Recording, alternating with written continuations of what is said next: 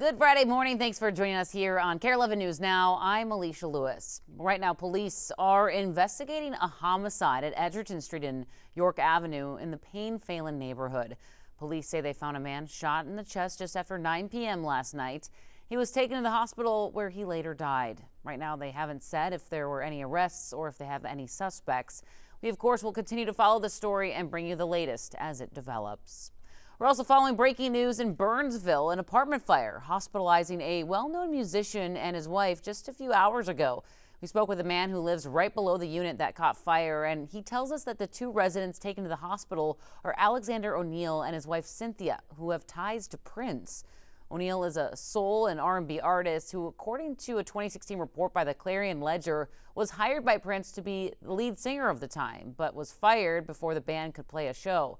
The fire captain didn't make it clear how bad his injuries were. Overnight, O'Neill's downstairs neighbor saw the fire, heard the fire alarm, and was able to call 911. He says his bedroom is drenched, and he and other neighbors were forced outside to evacuate. We can use the bus to stay warm. When they're going to let us back in, I don't know. I just hope I can go back in my apartment and at least sleep in my living room if my bedroom is wet, and we'll figure out the rest later. But yeah, they said it's going to be a while they're checking things out. So. Well, now let's get to the latest on the ICE operations happening in Minnesota. This morning, the Department of Homeland Security confirms at least 12 people have been taken into ICE custody in the Twin Cities just this week.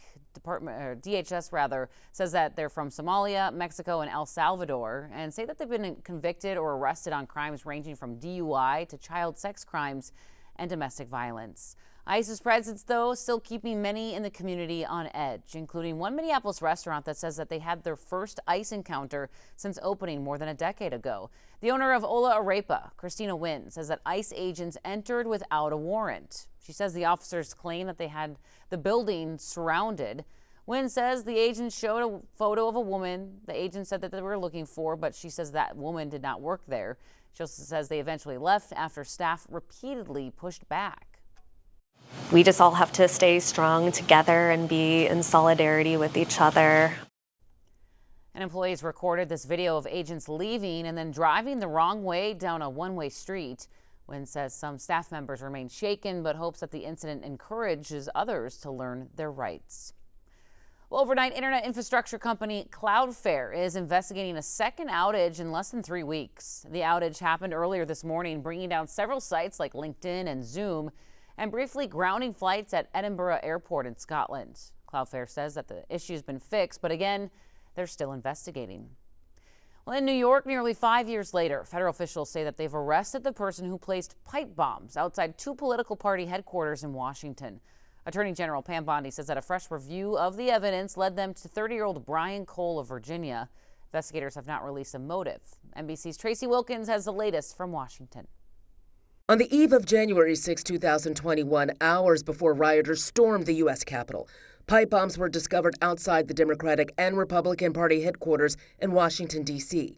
Images of the person suspected of the crime were shared by investigators, then nothing more for years. 4 years, 10 months, and 28 days ago, an individual placed a bomb in the vicinity of both the RNC and the DNC.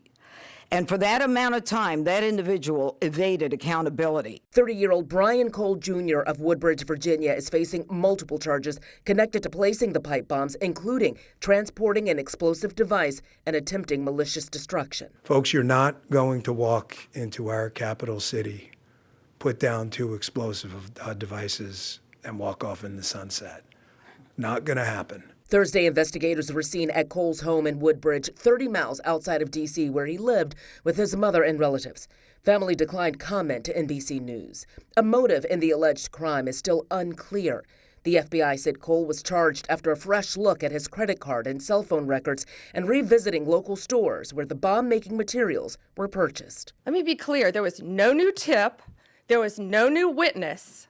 Just good, diligent police work and prosecutorial work, working as a team. During the announcement, officials appointed under the Trump administration laid blame for the delay in the arrest with the Biden administration, saying it failed to prioritize the case. Today's arrest happened because the Trump administration has made this case a priority.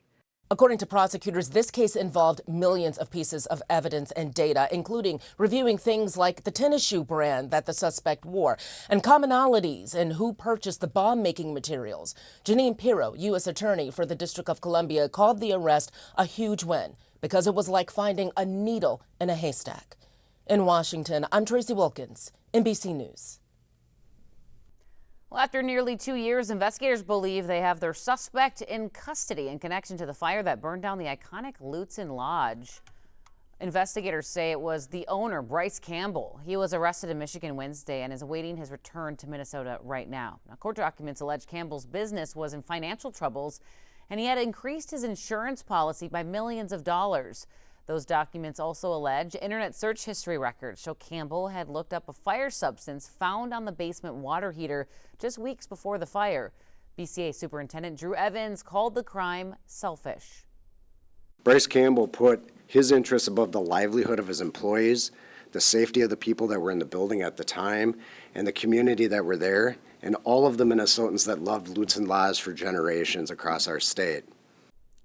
Investigators say Campbell filed an insurance claim the day of the fire totaling $16.5 million. Campbell faces 3 counts of arson and 1 of insurance fraud, which could get him up to 20 years in prison if convicted. Well, it's a big weekend for the Journey to Milan. Major qualifying events are happening right now around the world, including ski mountaineering, which is new to the Olympic Games this year, curling, and figure skating. Right now, Team USA's Madison Chock and Evan Bates are leading the pack at the ISU Grand Prix final, looking for their 3rd consecutive title in Japan. Skating continues this morning and goes through Sunday on KARE 11 and Peacock. Then over in Kelowna, BC, our curling hopefuls are working to punch their ticket to Milan. This is the schedule for Team Casper's matches this weekend. You may remember they dethroned Team Schuster in Sioux Falls. First up is Japan tomorrow at 11 our time. We wish them the best of luck. It's also the 2nd weekend for the European Christmas Market in St. Paul, a busy one. They have a whole lot in store if you're planning to go out there. Our Audrey Russo has a rundown of the weekend activities. Good morning. And guys, it just started snowing, so it feels very Christmassy out here. Now, I'm joined by Amy with Union Depot. Amy, I know there's a lot going on, especially on Saturday. Give me a rundown of this tree lighting. Yes, we truly are the hub for the holidays. So starting with our tree lighting on Saturday, it starts at 5 p.m. with a concert, a St. Paul Winter Carnival button reveal, hot chocolate giveaways for the kids, and then we will do a big countdown at 7 p.m. to light the tree with fireworks and fun for the family.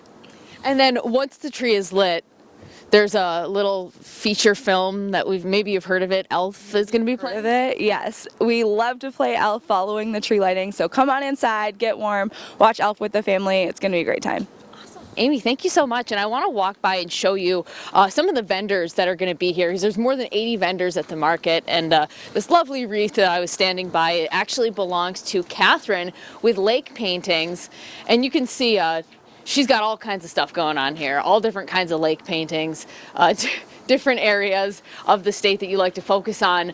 Tell me a little bit about what you do here. Yeah, so I'm a watercolor artist. I create watercolor and ink depth maps of lakes, so in Minnesota and kind of beyond Minnesota as well. Awesome. And so like Lake Michigan, Like for Lake example. Michigan, yeah, Lake Superior. So one thing I like to do is collect a little water from each lake. So this is water from Lake Superior I use to paint this. We've got really beautiful places here in Minnesota and Wisconsin, and people feel really strong connections. So yeah, that's what I like to. You paint it with the water from the lake? I do. So here's Lake Superior water. Cool. Here's some frozen Lake Nokomis water, and then my watercolor and ink tools. And now I say that you've got a lot going on over here because you have a map. Let's walk over to the map. So this is just kind of for fun. These are not all the lakes I've painted. I've done about 200.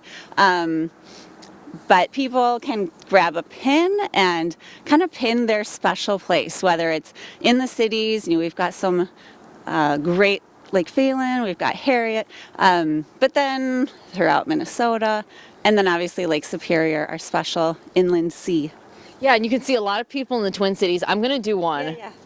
And I saw this. I've never been here, but I hope to go to this at some point.